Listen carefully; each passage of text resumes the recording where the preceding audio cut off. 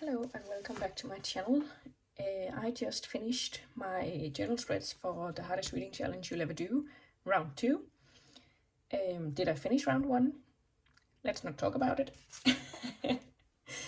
I think once the round is over at the end of this month, I will show you how far I got. Technically it runs until July 7th or 6th, I think, because the new round starts on July 7th, but I just did it month to month because I cannot remember, a date randomly in the middle of the month. So I just run it from July to June. For round 2, the rules, these are the very basic ones. Q, who's the creator of this challenge, has a whole video announcement where you can go and see all the rules and all the there's also a bunch about points and how you can earn rereads and all sorts of complicated stuff. Not complicated, but these are just the basics. You cannot DNF a book. You can do a reread only after reading 10 new books, and she has also made a spreadsheet that is really detailed, so you can keep a track of how many rereads you have earned and how many you have used, and also how many points you're getting, and those points can be redeemed for different things. This year you can double up, so each book you read can be used for 2 prompts regardless of the color, and those are these colors. Like, there are white prompts that are set in stone, you have to complete. Then there are purple prompts, and these are very customizable. So for example, there's a make a quote, so you decide the quote. Stuff like that. But let me quickly show you the bingo board. It's here, and as you can see, there are the purple prompts and the white prompts, and the purple ones are like, there's a TBR game challenge where you can play a different TBR game. This is the tracker for all the books, so you can see this is very detailed with the month you have read, and the first prompt and the second prompt you want to count it for, and how many points that will have earned you, and also how you read it, and there's a bunch of the price you paid, because I think it also tracks how much money you spent on books. So you can see here the total books you've read, the total pages, how much you spent, total points you have accumulated. And here is the points calculator. So you put in a book, and then you can tick off here how many points you get. And there's if you read it for a different readathon, if it's a 5-star read, if you finished a duology or a trilogy, or read some self-published books, finish long series, if you wrote a review. And then here you can see how many rereads you've earned and how many DNFs you've earned. And triple up, I think that meant that you, instead of doubling up on a book, you could triple up. And shorter prompt, I think that meant, if you have 7 prompts in one prompt, you can just do 6 and then count the last one for here. And here you have all the ones that you have used and all the ones that are still available to you. So here is, I think this is the book you want to redeem the points for, so you don't have to read it. And then the spreadsheet starts, and it's really, as I said, detailed, but I do have it in paper form, because I'm just old-fashioned like that. So I have made my spreads, and for the hardest reading challenge you'll ever do, we are going to go from July 2025 to June 2026. First we have by the hundreds, so you read a book that's 100 to 199 pages, and then one that's 200 to 299 pages, and then 3, 4, 5, 6, 700 plus pages. And then you can tick off that one prompt. Then we have a 24-hour readathon. You don't have to read a certain amount of books like we did last time, but you just have to read for 24 hours. I think she said there were no naps allowed, so once you go to sleep, that's it for your 24 hours. Then we're reading sub-genres of choice. So for example, if you want your main genre to be fantasy, you can read cozy fantasy, mystery fantasy, urban fantasy, romantasy, all that stuff. And you can pick any main genre you want. Then we have the series staircase. So you start by reading a standalone, then you read a duology, then you read a trilogy, and then you read one with 4 or more books. And you have to read all the books during this time period. Then there's one where you pick your favorite HRCYED 1 prompt, and there's a ton of prompts to pick from, but I think a lot of them involved more than one book. So we'll have to see how I'm feeling. Then we have award season, where you just pick an award and then you read at least one winner. You read the winner, at least one finalist, at least one semi-finalist, and at least one entrant. And then you read 3 more books, and that doesn't matter like how it's dispersed in the entrant, finalist, semi-finalist things. Then here you have the TBR game challenge, and that is basically playing someone else's TBR game, not your own. And Q in the spreadsheet, there's also a bunch of links to different TBR games you can play. As you might know, I am already playing a bunch. So like Becca's TBR game, Say's Corner, Lord of the Reeds, TBR-a-thon, Loops and Law. There's tons to choose from. So you just pick one and then go for it.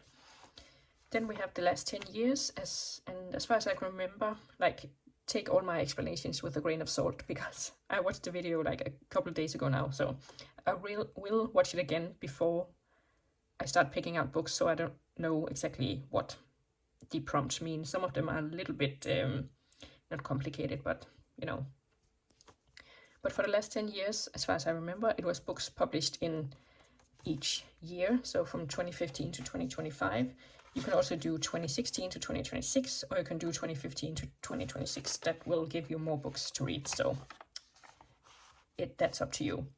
Then we have adaptations, so a modern retelling, and then the source of the modern retelling, a musical, and the source, graphic novel, source, play, source, TV show, web series, animation, and movie. And as far as I remember, she said we could do one of them. So like for the modern retelling, I can read the source, or I can read the modern retelling and call that a day, or I can read both of them. So you can either read 8 things, like read or watch 8 things, or you can read or watch 16 things, as far as I remember. So check with Q before you take my word for that. Then we have the disability challenge, where we read from 5 different perspectives of disability, and you cannot use the same disability twice. Then there's a translation challenge, where we read from 5 different translated books. And again, you can't use the same language twice, as far as I remember. Then we have Heritage Month. I was a little surprised here, because some of the months don't have a prompt, and then May has 2. But I think this is just, I can't remember if she said that we were supposed to. The spreadsheet only shows these ones, so I'm assuming these are the ones we have to do. I think she said if we wanted to change out the prompts, we could. It just has to be like some sort of recognized heritage thing.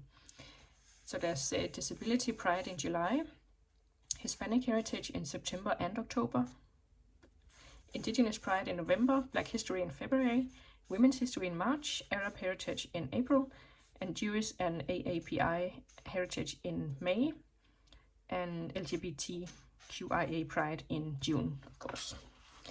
Then there's Around the World, where you read a book from each continent, so North and South America, Africa, Europe, Asia, Australia. Antarctica is a bonus, so you don't have to read that, but she would be impressed if you did. Then we have the Even Bigger Rainbow, where the cover of the book is one of these colors, and she changed it a little bit from last year. So we have red, orange, yellow, green, teal, light blue, blue, purple, pink, black and white, silver or gold, and one with like 7+ colors, so all the original colors in it. Then we have the mega quote, and I had a little look at some quotes I have saved over time, and I picked "There Comes a Time When Silence is Betrayal" by Martin Luther King, because I thought that was pretty apt for these times. But yeah, so then you read a book with the word "there" in the title, and a book with the word "comes" in the title, and a book with the word "a," blah blah blah. You get the point. Then we have spooky creatures, and that is basically what it says on the tin. So you read a book with a spooky creature, and you read one with vampire, a shifter, magic user, fey folk, spirit, merfolk, zombie, and other. Some sort of, I don't know, griffin? I don't know. And shifter, she was like, it doesn't have to be werewolves, it can be any sort of shifter. So if you find a book where the person shifts into a worm, go for it. Then we become the avatar, and we pick books with water, earth, fire, and air, either in the title or on the cover. And you can pick yourself, but if you pick title, it has to be title for all four, or cover for all four. You can't mix. Then we have a readathon challenge, where you basically join another readathon. So I guess we'll see. I usually join a few during the year, so that shouldn't be a problem.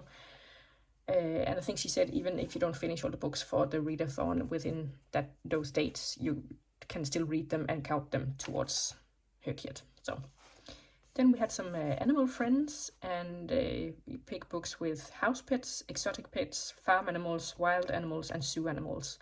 So depending on where you live, it can be different animals. So like for me, the farm animal would be a cow. The wild animal would be maybe a fox or a wolf lately. And zoo animals would be giraffes. But if you live like in Africa, maybe the wild animals would be giraffes for you. So depending on where you live, you pick those out. Then we have the even bigger queer alphabet with gay, lesbian, bi or pan, transgender, intersex, asexual, polyamory, non-binary or agender, and gender fluid or two-spirit. Where I think she said the protagonist or the author could be these identities, but don't out anyone. Then we have BIPOC authors, and basically there are 10 slots for reading BIPOC authors, and you pick the representation on your own. And I think again you should avoid repeating any one representation, so you read as widely as possible. Then we have the new releases, and this was one that I didn't even attempt last year, because I get most of my books from the library. So getting new releases in the month that they come out is pretty hard, and Q took that under consideration. So she said for July, you can read the book that comes out in July or August. Technically, if you're getting an ARC, you can also read it before. So you can read it in June, July, or August, depending on how you manage to acquire the book. Then she made one that just said, challenge yourself. And this is like, it can be some sort of reading list you have, it can be your own TBR game, it can be, I don't know, anything you want really, as long as it's a challenge. And I was thinking of maybe putting on all the books I still haven't read from either my own previous TBR games from this past round of HRCYED 1 or other people's TBR games. But it kind of depends on how many that would be, because I think it could be quite a few. So here, for example, if I picked other people's TBR game, I would put on my TBR, The Sunlit Man, Life After Life, and The Hunger Games. And also We Were Liars, Three Women, Slumdog Millionaire, and The Christmas Guest, and so on and so forth, with all the TBR games that I haven't finished reading yet. So depending on how many books that would end up being, I might pick that. Then we have the non-fiction challenge, where you read 5 different non-fictions in 5 different subgenres, like for example some history, some science, some food maybe, like health and self-help, whatever you have. just 5 different books. And then lastly, we have Q's recommendations. So she does different sort of review styles on her social media. So she does things called mini reviews. So read one of the books that she has reviewed here. Then she does full reading vlogs. So you read a book that she has recommended in one of those. And then shorts, reels, and TikToks, like short form content. You pick a book for one of those. And that is it. But yeah, as you can see, there's enough to start.